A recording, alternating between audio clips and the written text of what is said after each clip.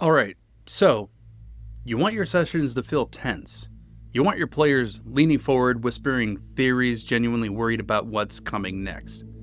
Not just rolling dice and cracking jokes, though that's fun too, but actually invested in the danger, the mystery, and the stakes. Here's the problem. Most DMs think suspense means making it creepy or just adding a jump scare. That can work for horror campaigns, but suspense isn't just about spooky atmosphere. It's about uncertainty. It's about making your players feel like they don't have all the information. Like the situation could go sideways at any moment. Like their choices really matter because things are spiraling. So today I want to talk about how to build that tension in your game, not through cheap tricks, but through smart storytelling techniques that work in any genre.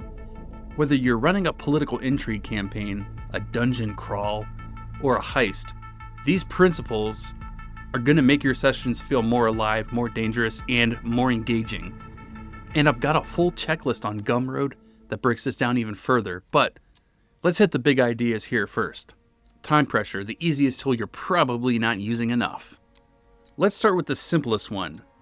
Put your players on a clock. I know you've heard me say it in other videos, but I'm serious. If you do nothing else from this video, just add time pressure to your next session and watch what happens. When players have all the time in the world, they'll debate every decision for 20 minutes, they'll long rest after every encounter, they'll meticulously search every room, and that's fine sometimes, but it kills urgency. The moment you say, you have 3 hours before the ritual completes, or the city guard will arrive at dawn, suddenly every decision matters. Do we investigate this suspicious merchant, or do we head straight for the objective? Do we take a short rest and risk running out of time, or do we push forward at half health? Time pressure doesn't have to be a literal countdown either. It can be implicit. The longer you stay in this haunted mansion, the more the spirits wake up. Every day you delay, the villain's army grows stronger.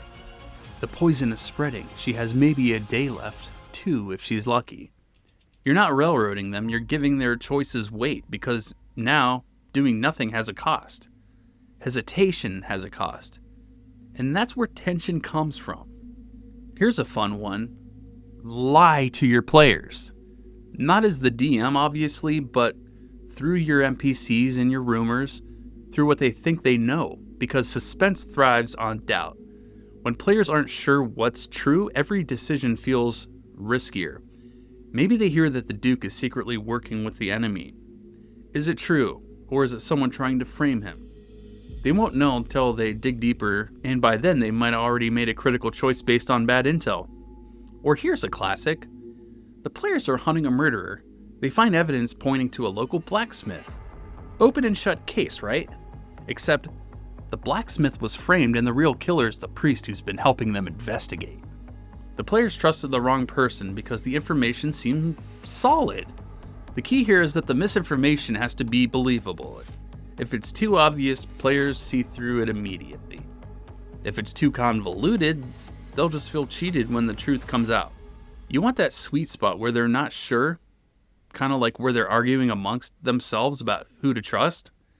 And this works even better when the misinformation comes from a source they have reason to believe. A respected elder, a guild contact, someone they worked with before. When that person feeds them a lie, intentionally or not, it shakes their confidence in everything. Speaking of trust, let's talk about unreliable allies. This is different from a straight-up betrayal, because betrayal is dramatic, sure, but it's also kind of clean. And the villain reveals themselves, the fight starts, and then it's done. And unreliable allies actually messier. They're not necessarily evil, they're just compromised or selfish or afraid, or just working their own angle. So here's an example. Maybe the rogue NPC who's been feeding the party information is also selling tips to the city guard. Not to betray them exactly, just to cover their own bets. So sometimes the guards show up at inconvenient moments and the players have no idea why. Or maybe the nobleman who hired the players to retrieve a stolen heirloom genuinely wants it back, but he's not telling them it's cursed, and once they bring it to him, weird things start happening. The unreliable ally creates tension because players can't fully commit. They need the help, but they can't entirely trust it. Every piece of advice, every plan, every assurance comes with a question mark. And that uncertainty is delicious. Here's the trick though, just like everything else in Dungeons & Dragons, don't overuse it. If every NPC is secretly working against the party, your players are just going to stop trusting anyone. And that's not tension, that's paranoia. And it gets exhausting. So use it sparingly when it'll have the most impact. You know what's scarier than a villain monologuing about their evil plan? Actually seeing what happens when the plan succeeds.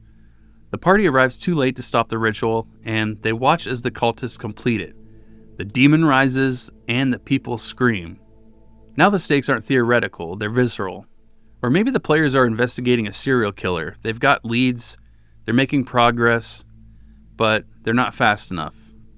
And then at some point they find another body. Someone they met 2 sessions ago. Someone they liked. Gone. Because they didn't solve it in time. So, visible consequences do 2 things. First, they prove to the players that failure is real.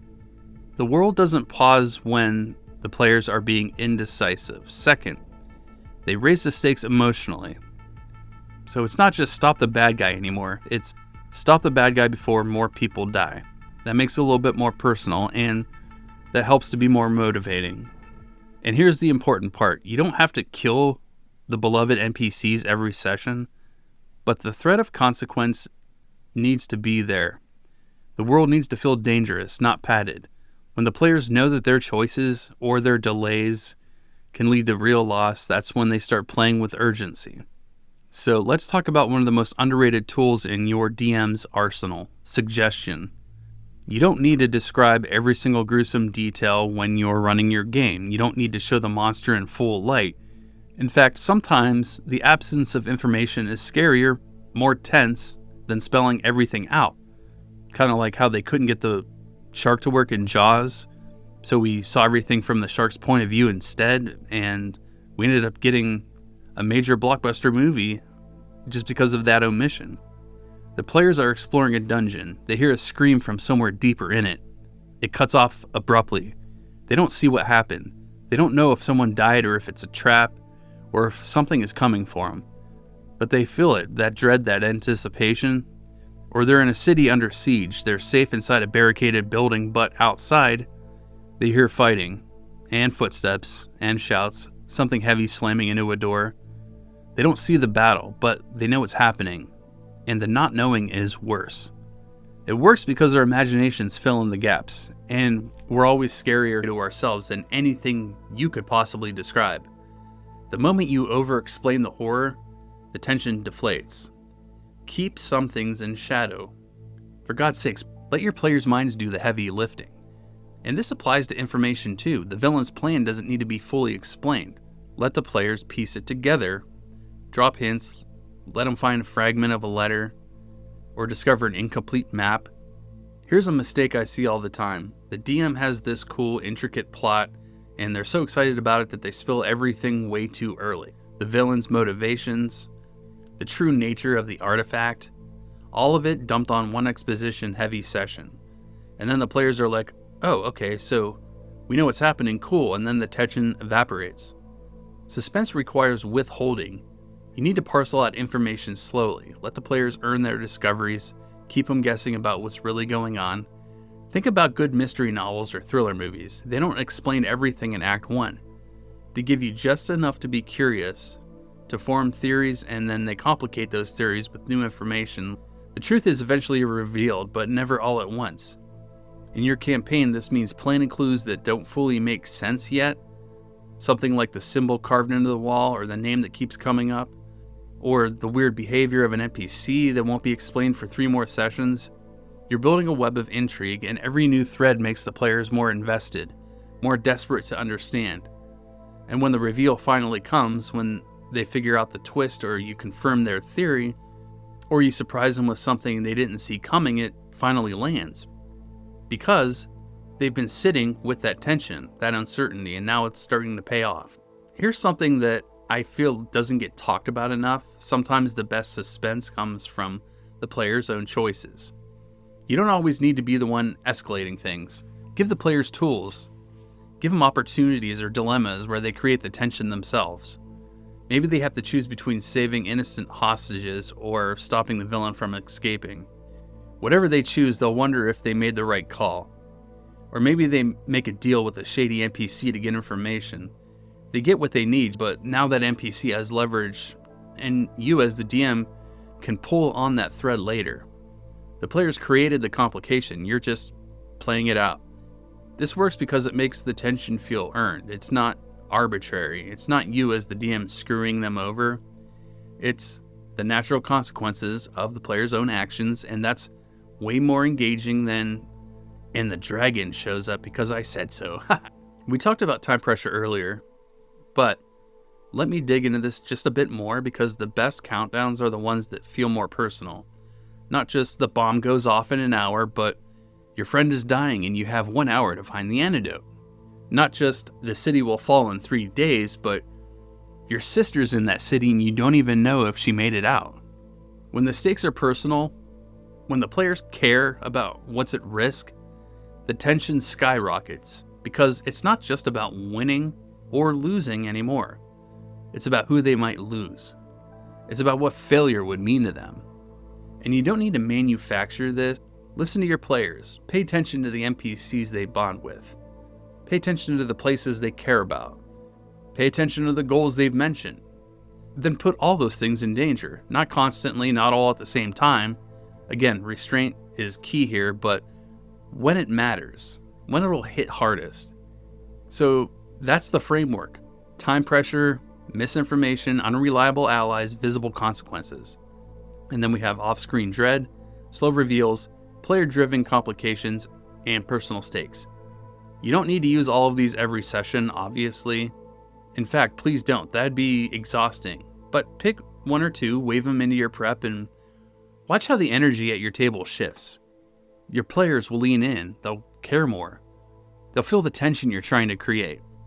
And if you want the full breakdown with even more specific techniques and examples, I've got the complete checklist as a free PDF over on Gumroad. Now, go make your players sweat a little.